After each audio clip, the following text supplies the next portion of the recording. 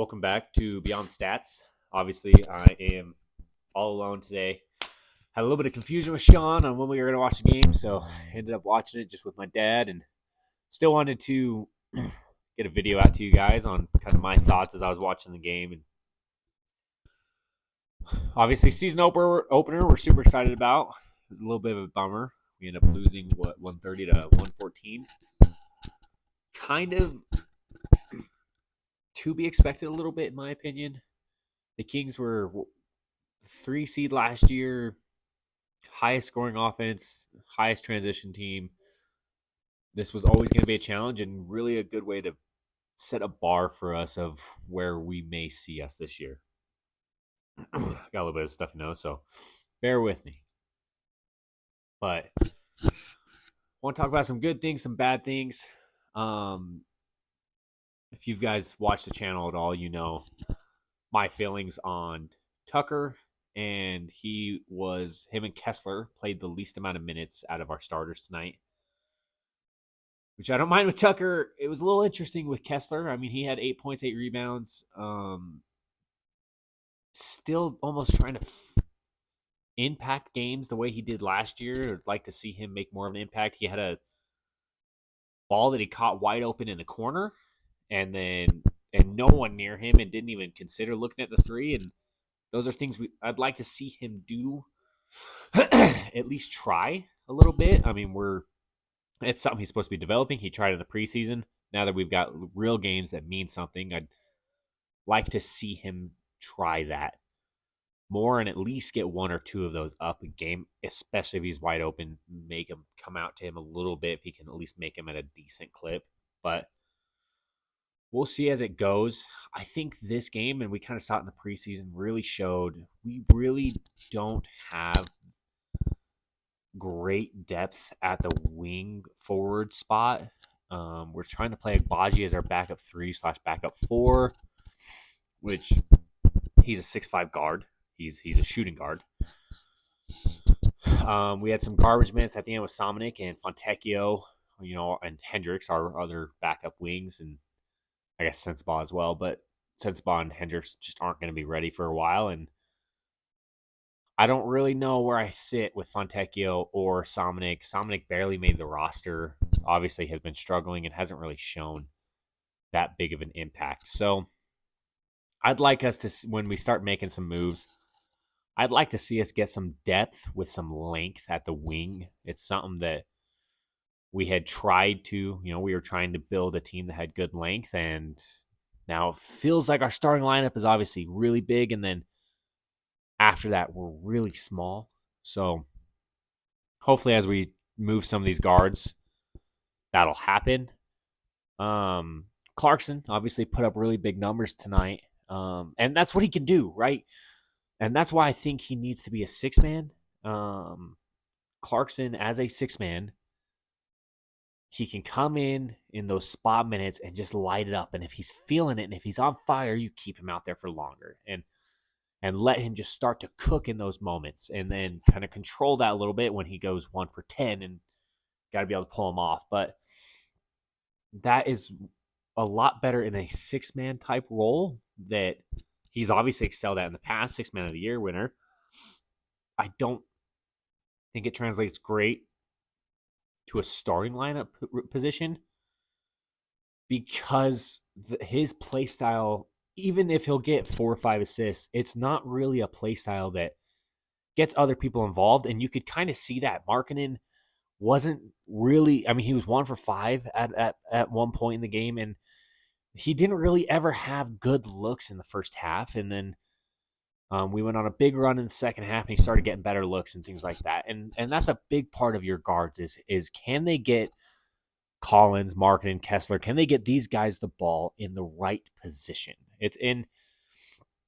And that's my biggest gripe about Tucker, is he can put up these numbers for sure. He can have a high usage rate, put up these numbers. The problem is he setting up as a point guard? Is he setting up the players around him to play better?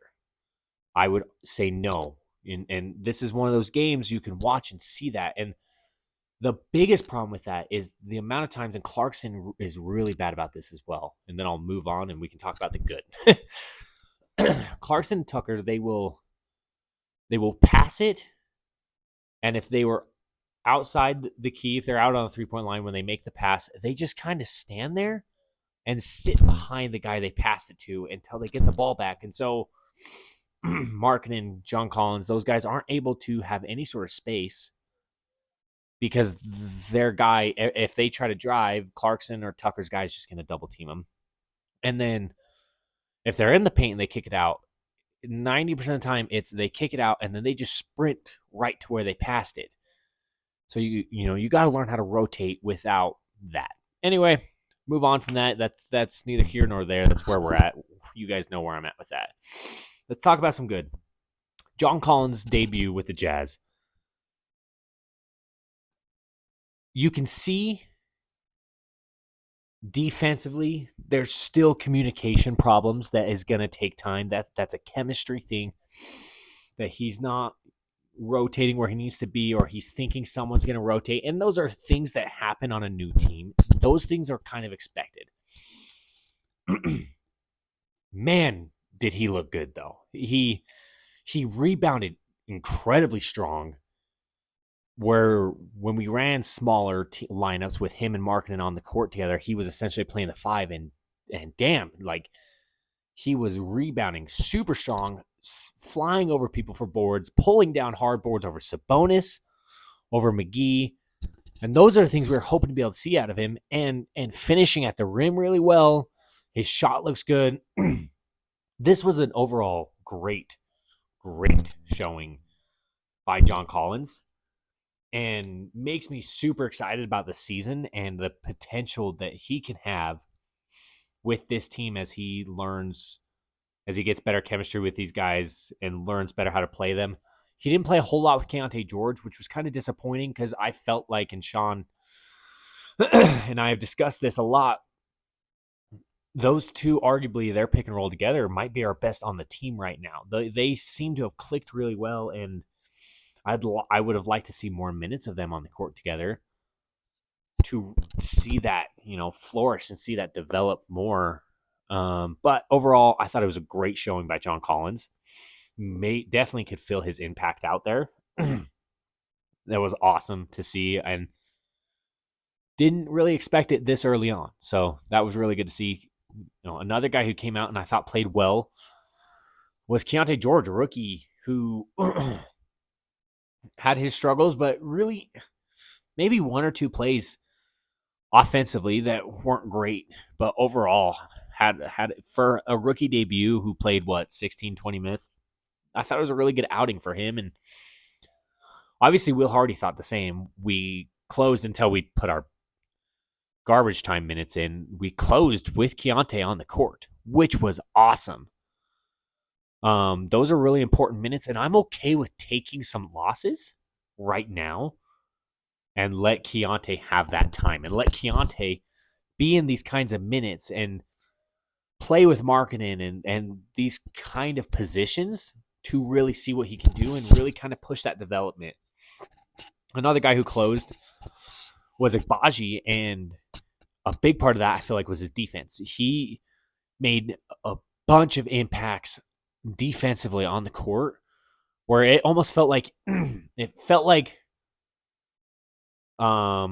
when John Collins came in towards the end of the game, it almost felt like that was going to be Agbaji subbing out and leaving Tucker on the court. But you just couldn't take Agbaji off at the time. He was playing so well defensively. He had a 3 taken away from him. He did have one really bad pull-up 3 that he airballed. That's not his game. And that's when he gets in trouble, is when he doesn't play inside his game. He hit a step-back 3. That was nice. That ended up getting called back on a foul, but drove really strong to the rim. So I was really excited to see what I've heard, what I've seen out of him. And from what I'm reading and what I've seen is the talk is that he may not play as many minutes to start the season until we make some moves and get some people, showcase some guys. And once those trades happen, his minutes will get pushed up, which in my opinion, he is so good defensively And obviously, he was just getting all of his misses out in the preseason with his threes because his shot looked way better than it looked all preseason. Looked really flat in the preseason, looked really good this game. Drove to the rim. Super excited to see what he could do.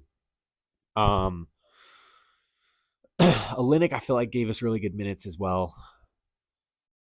Markkanen struggled for times and then scored at times, but I feel like there was a lot of times last year that we saw that. We'd be watching the game and you'd think that Markkanen's having a really bad game and really struggling, and all of a sudden a game like tonight where he ended up with like, I think it was like 17 and 11, 18 and 11, something like that. But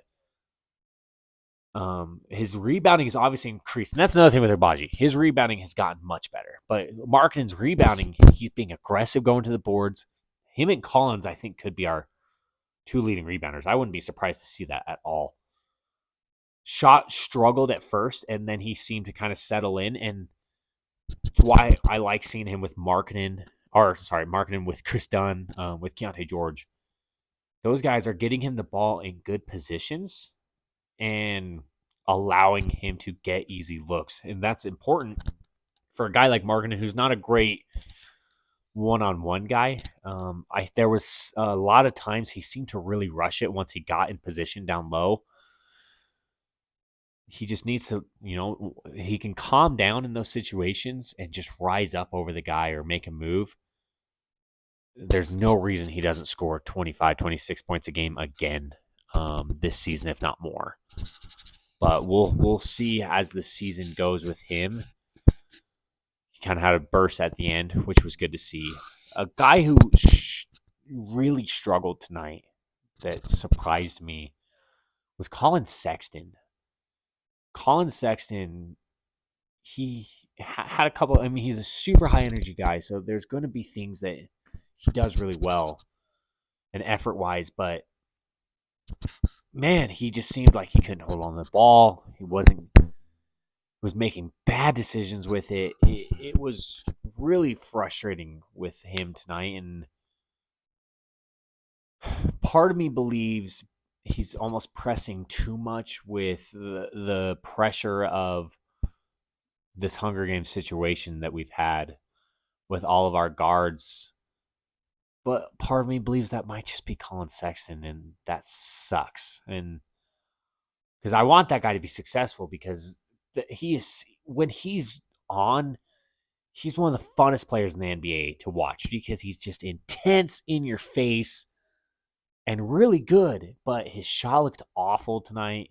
Driving to the rim was bad. It just was not good overall. And I think some of our worst minutes were with him on the court. And so hoping Friday and Saturday get better showings out of Colin Sexton. And I don't really know what the best role is for Sexton right now with this team. I thought maybe a 6-man role, but I think Clarkson's a better scorer. Clarkson should be in the 6-man role to come in and just light it up. But I don't know. We'll see what Will Hardy does with these guys. I think Will Hardy's a great coach. So, who am I to say who's the better 6-man in that position? But overall, disappointing game. But there were things we kind of expected to see. And what we did see, I think that's going to be pretty common through these first 10 games at least, especially with our schedule we have. We have a super tough schedule to start the season. We play the Kings tonight. Friday, we play the Clippers. Saturday, we play the Suns. Monday, we play the Nuggets. So we're just going to get beat up, truthfully. But hopefully some chemistry, some development, and some trades can get us to the right position to make the playoffs. If we really want to make a push for the playoffs, though, one, we need to make some trades, but two, Markkanen needs to be able to take another step.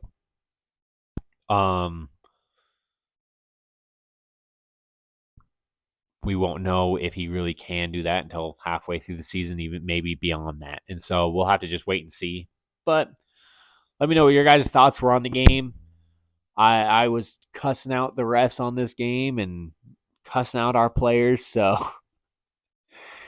hopefully you guys can give me some positive things to look out for the game. And I'm excited for the game on Friday. I am excited for some of our new guys, John Collins, Keontae George, and to see their progress and just to see the chemistry of this team. And it's super early. I mean, it's game 1 of the season. And so really not going to have any idea what this team's going to look like for the next little while, and just got to enjoy those spurts. And at the end of the day, it's another half rebuild year unless we really make a trade for, a Zach Levine type player, which has been talked about. So until then, we may have to ride out some losses like this, but that's kind of what this season's going to be, an up and down. Let me know what your thoughts are on the season and where you think we may end up by the end of the season. If you got some trade ideas or anything like that you've been spouting out with your friends and family, put those in the comments. I'm always intrigued to see kind of what's going out there in jazz world and sports world. But anyway, thanks, guys. We'll see you Friday.